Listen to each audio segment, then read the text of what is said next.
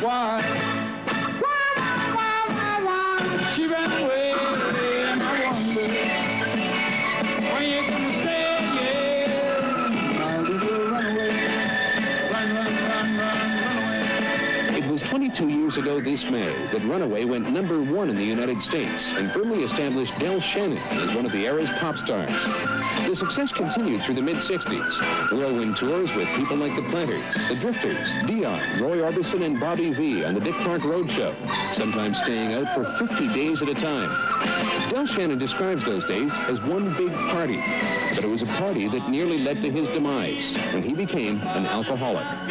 Booze will kick you, you know. It kicked me. It may not anybody else. I'm just allergic to it. It makes me do crazy things. My excuse was, well, all my competitors, all my competition is drinking, so I better keep up with them, you know. Maybe they can drink, but I can't, you know. And they killed me. Del gave up the booze about 5 years ago, and on stage today is almost as trim and fighting fit as he was back in '61.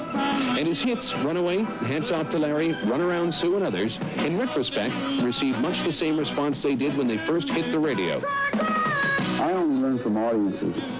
Over the years, I tried to do about 7 new songs once on a tour, and they didn't want to know. I had to have 2 rehearsals in a row, 2 days in a row, to change it back to the original way. And I give the people what they want. You know, if you're an entertainer, I think that's what you're supposed to do. Is it strictly for the audience, though, Del? I mean, don't you get a certain amount of pleasure seeing the response that the fans get? Yeah, of course. I don't mind doing those old hits. You know, I do Runaway, and I'm like, God, and I keep searching. Hats Off to Larry.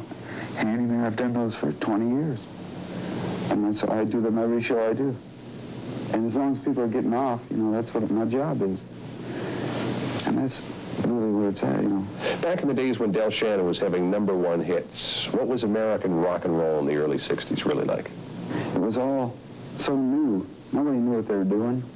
The PAs weren't ever right, but no one cared, because if kids would just scream, they'd know all your songs anyway. And it was just a screaming, hollering, great big party the whole way, you know. There was a teenage and then the adults, and, you know, if you're 25 and 30 years old back then, well, you weren't into rock and roll, really. Not like the 30s and 25-year-old people are today and the 40-year-olds. And now I play to groups that are 18 all the way up to 45, 50 years old that love rock and roll. She likes to travel around. Love you, then she put you down. People let me put you right. Sue goes out with other guys. Come on in this record night, got on low. Never living my looks to grow. Any fool she ever knew. Keep away from a run around Sue, yeah, yeah.